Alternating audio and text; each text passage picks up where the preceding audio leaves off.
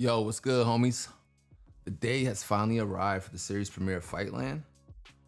Now let's jump right in with the breakdown of episode 1. The first scene we get is pulled straight from the trailer. Duke has started his WBC championship fight, and the Marshall family is seated ringside being questioned by a journalist, who we later see being escorted by Kingsley's people to a private office. Duke wins by knockout, and London has a new heavyweight champion.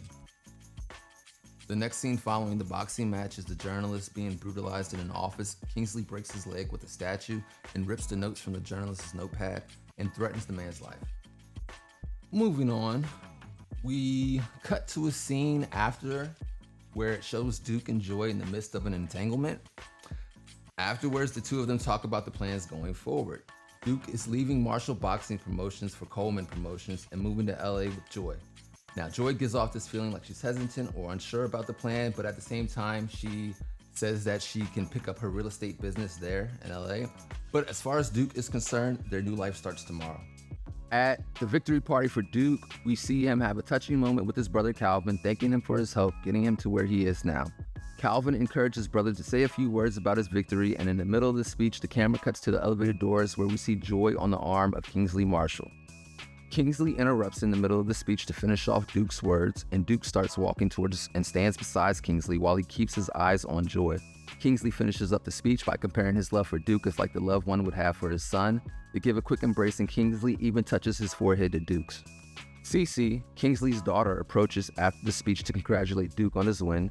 Duke steps away to look for his brother, and Kingsley asks Cece about the meeting she was having with investors during the victory speech. She tells him that everything is going well and that they are ready to break ground on the second casino. So this lets us know that not only is Kingsley Marshall in the boxing business, illegal activities, but he also owns a casino, which will become relevant in a minute. Cece also doesn't think it's wise to open up an office space for Joy, but her father quickly brushes her off. As Duke makes his way through the crowd, he tells his brother that they should roll out and celebrate privately. Calvin says he will find Jay, their best friend, and meet him in the garage. When Duke arrives to the garage, no one is around, and he's quickly jumped by two men.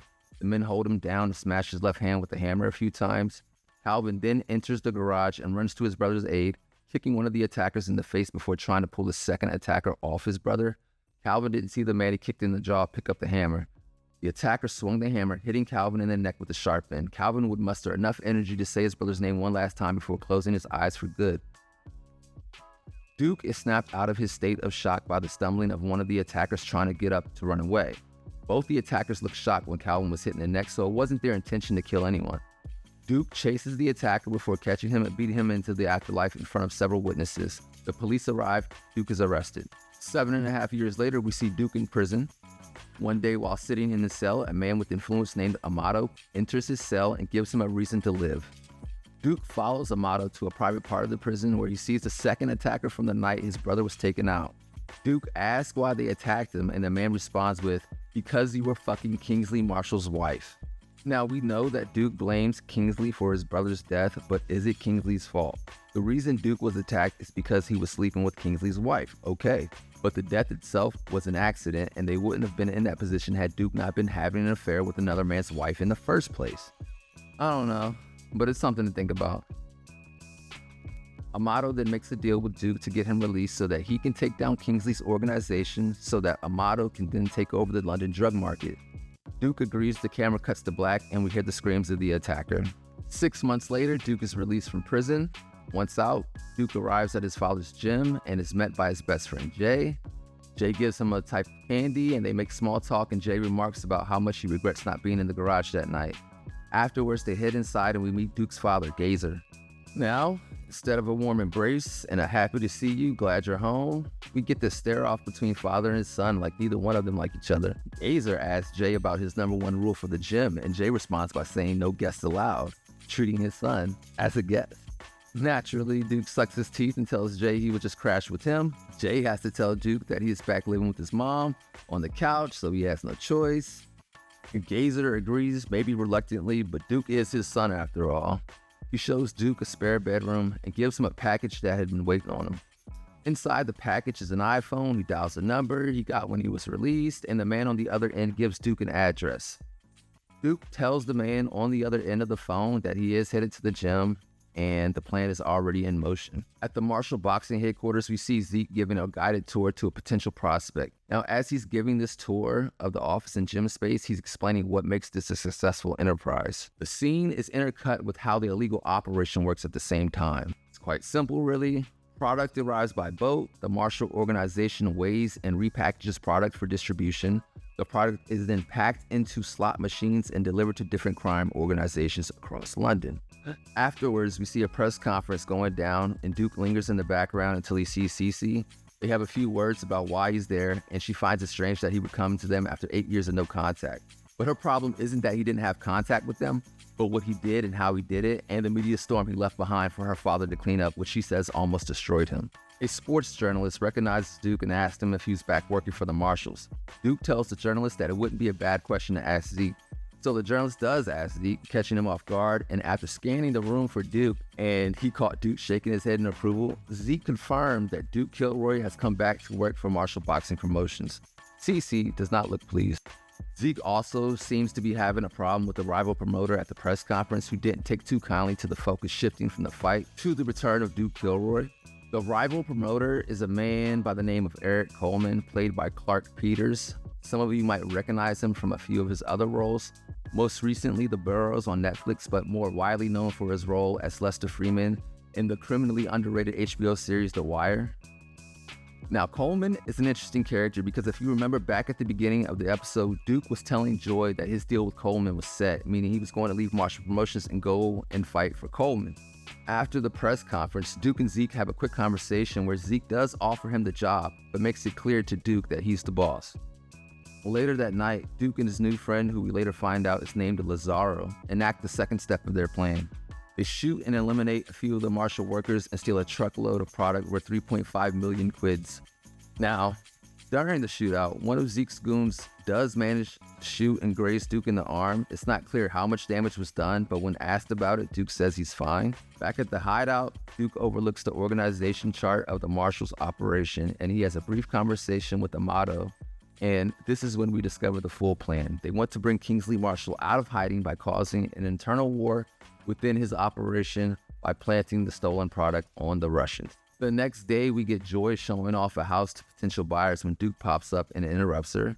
She gives him a brief hug and lets him know that she tried reaching out to him over 200 times, which went ignored. They are then interrupted by her son, Aiden, who looks like he could be around 8 years old, but she doesn't say if it's his or not before telling Duke she has to leave. Back at the casino the Marshalls own, Zeke and his sister Cece are reviewing footage from the robbery.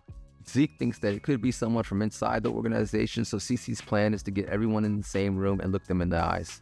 It just so happens the next day is media day for the upcoming fight, and Duke arrives to watch from the ringside when a ring girl begins to tell him about the mistakes she sees in the jackhammer skill set. Duke asks if she boxes too. She responds that she used to, but now it's rusty.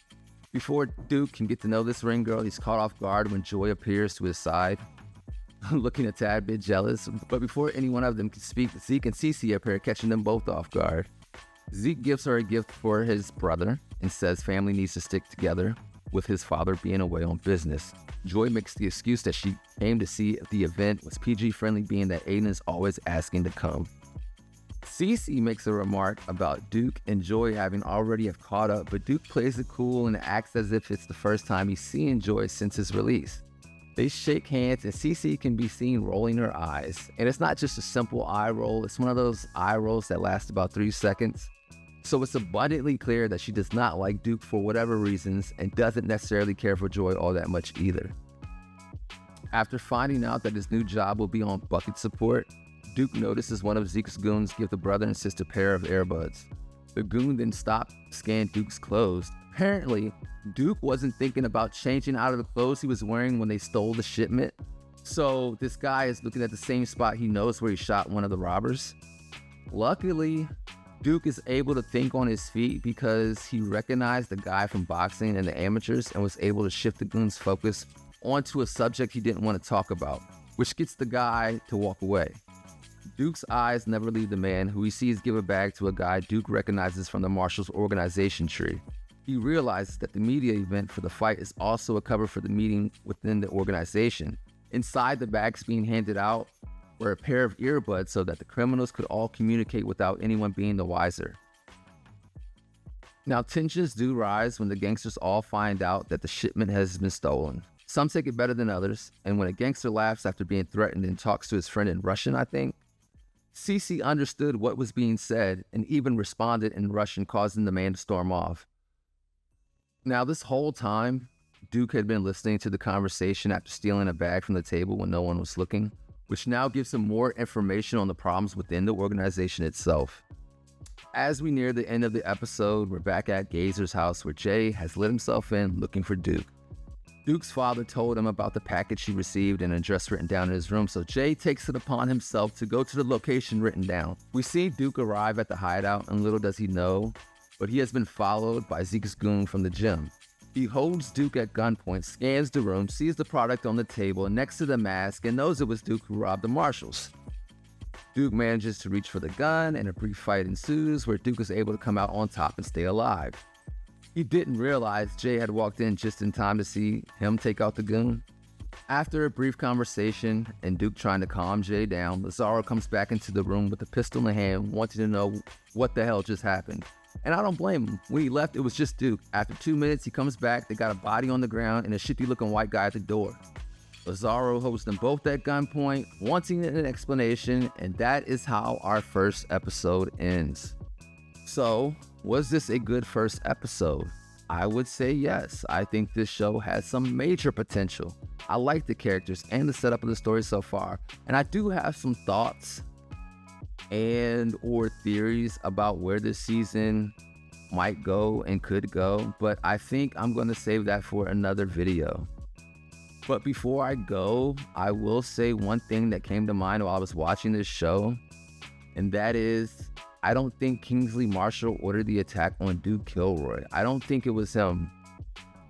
I don't think he knew about it. I don't think he ordered it. I don't even think he knew about the affair. So, yeah, I'm going to break that down in another video. But, my good people, that's going to be it for this video. Before you bounce out, do your homie a favor and be a homie by hitting that notification bell, like the video, and subscribe for more content coming your way. Be safe and peace out.